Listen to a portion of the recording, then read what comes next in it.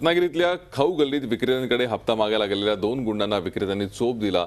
वासिन मोमीन उर्फ उंड्याचा यात मृत्यू झालाय। खाऊ गल्लीतला विक्रेता धर्मराज निशाज याच्याकडे हप्ता मागण्यासाठी आणि त्याचा साथीदार गेले होते। त्यावेळी धर्मराज यांनी हप्ता देण्यास नकार दिल्यानं त्यांच्यावर या गुंडांनी वार केलाय। धर्मराज यांच्यावर झालेल्या हल्ल्यानंतर संतप्त झालेल्या विक्रेत्यांनी उंड्याला चांगला चोप दिला। यावेळी उंड्याच्या पोटात सुरा घुसल्यानं तो गंभीर जखमी झाला, तर त्याचा साथीदार पळून जाण्यात यशस्वी ठरला। धर्मराज आणि उंड्यावर रत्नागिरीतल्या सिव्हिल हॉस्पिटलमध्ये उपचार सुरू होते, मात्र उपचारादरम्यान त्याचा मृत्यू झालाय। ऐन गर्दीच्या वेळी खाऊ गल्लीत ही हाणामारी झाल्यानं रत्नागिरीमध्ये खळबळ उडाली आहे।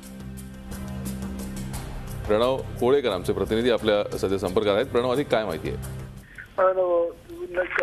काल जो आहे तो खाऊ गल्लीतले विक्रेते आणि जो उंडरे आहे याच्यामध्ये काल जो आहे ते खंडणीच्या मागणीवरून जो आहे ते हाणामारी झाली होती। या हाणामारीमध्ये उंडऱ्याने जो आहे ते एका विक्रेत्यावर वार केले होते चाकूने। त्याचबरोबर तो विक्रेता गंभीर जखमी झाला होता।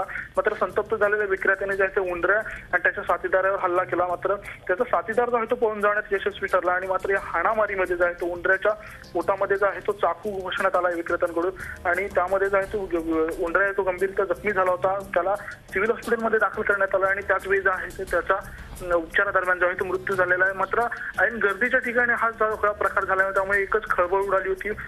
मारुती मंदिर जो परिसर आहे मोठ्या प्रमाणात गजबजलेला असतो संध्याकाळच्या वेळेला आणि हा सगळा प्रकार झाल्यामुळे मोठ्या प्रमाणात तिथे जे आहे ते धावपळ झाली आणि काही काळाच्या आत त्या ठिकाणी पोलीस बंदोबस्ताने नियंत्रण मिळवलं सगळ्या प्रकारावर। धन्यवाद प्रणव या सविस्तर माहितीसाठी।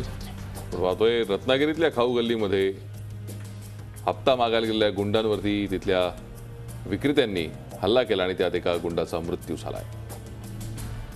झी 24 तास एक पाऊल पुढे।